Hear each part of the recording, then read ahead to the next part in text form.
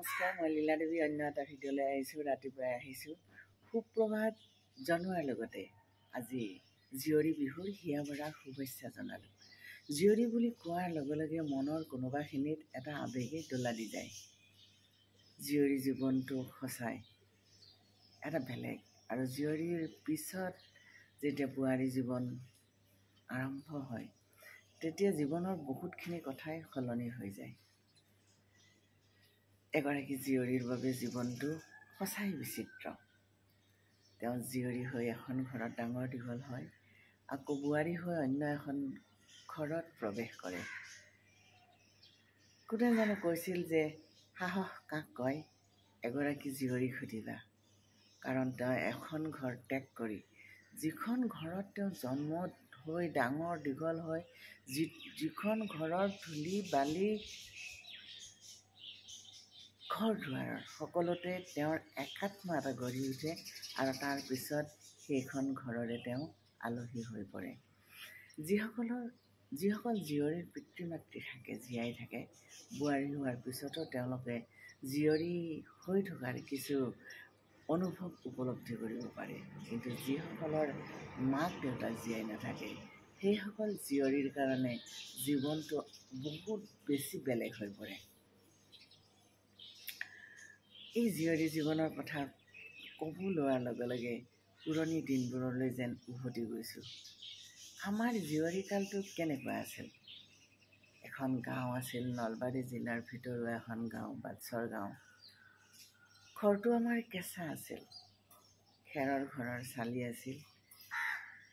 ঘৰৰ বেৰবোৰ মাটিৰে লিপা আছিল, মজিয়াখন কেঁচা আছিল।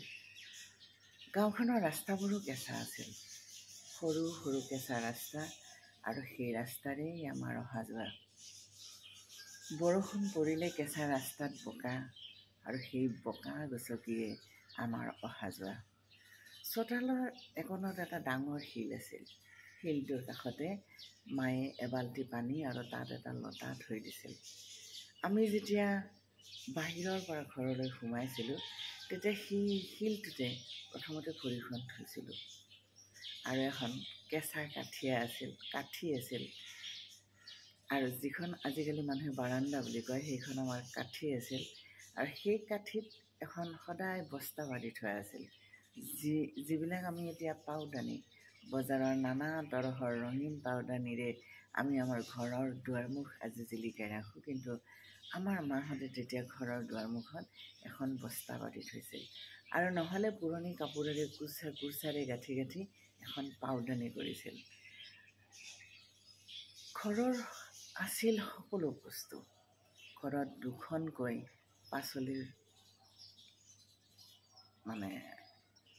পাচলিৰ খেতি আছিল, দুখনকৈ, এখন ঘৰৰ পিছফালে আৰু এখন বস্তিত। সকলোবোৰ বস্তুৱেই ঘৰত আছিল। অকণমানিকৈ কুঁহিয়াৰৰ খেতি আছিল, অমিতা আছিল, নাৰিকল আছিল ঘৰতে। শৰাই এখন দিব লাগিলে ঘৰৰে কুঁহিয়াৰ এডাল কাটি আনিছিল, ঘৰৰে পকা অমিতা এটা পাৰি আনিছিল, ঘৰৰে নাৰিকলটোৰে হৈ গৈছিল।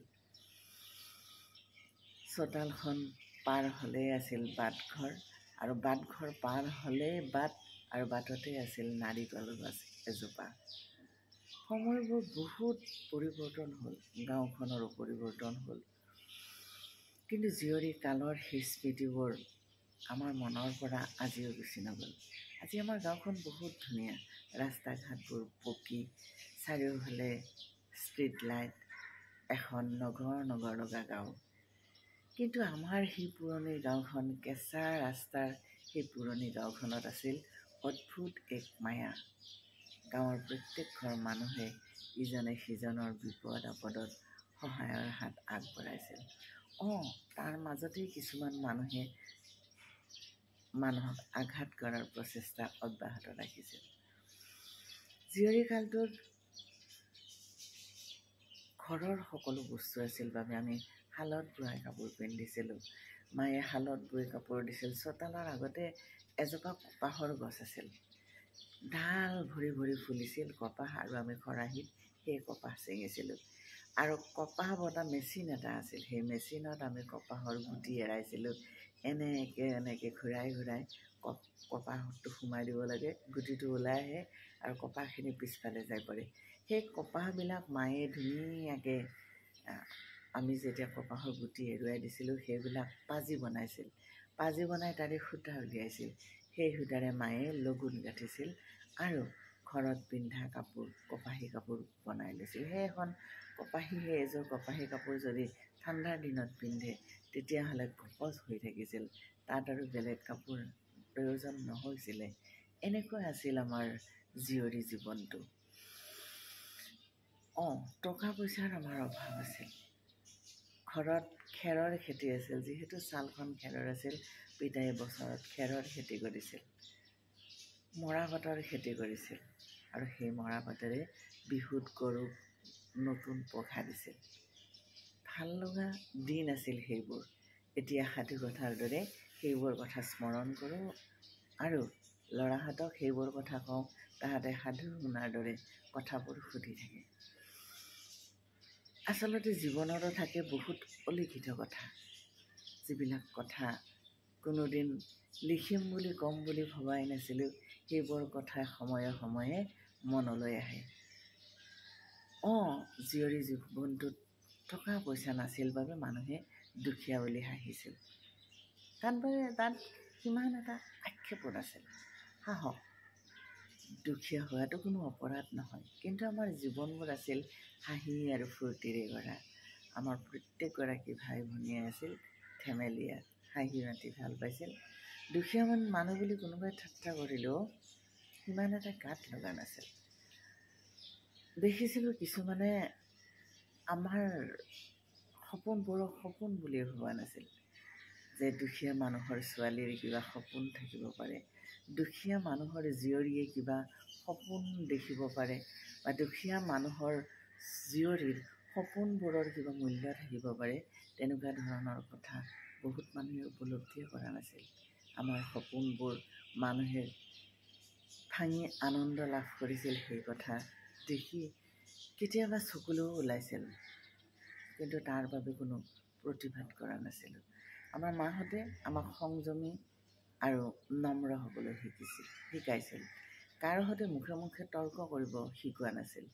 আজি যেতিয়া সৰু সৰু ল'ৰা ছোৱালীবিলাকে ডাঙৰৰ মুখে মুখে তৰ্ক কৰে, মাৰ ধাৰ কৰিবলৈ খেদি আহে, তেতিয়া অনুভৱ হয় যে ক'ৰবাত যেন আমাৰ সংস্কাৰৰ অভাৱ হৈ গৈছে। আমি আমাৰ সন্তানবোৰক আমাৰ মা দেউতাহঁতে দিয়াৰ দৰে সেই সংস্কাৰ দিব পৰা নাই। ক'ৰবাত আমাৰ কিবা এটা ভুল ৰৈ গৈছে। আৰু আজিও সেই ধৰণৰ ঘটনা দেখিও আমি নিমাতেই থাকোঁ, কাৰণ আমাৰ সংস্কাৰে আমাক সেই কথাৰ মুখামুখিকৈ কাৰোবাক অপমান কৰাৰ, মুখামুখিকৈ কাৰোবাৰ লগত তৰ্ক কৰাৰ সংস্কাৰ আমাক জীয়ৰীকালত আমাৰ মা দেউতাহঁতে নিদিলে।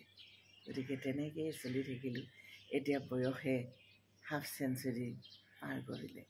তথাপিও জীৱনটোক প্ৰাণ ভৰি ভাল পাওঁ, সপোন দেখি ভাল পাওঁ, জীৱনটোক আগবঢ়াই লৈ যাবলৈ ভাল পাওঁ।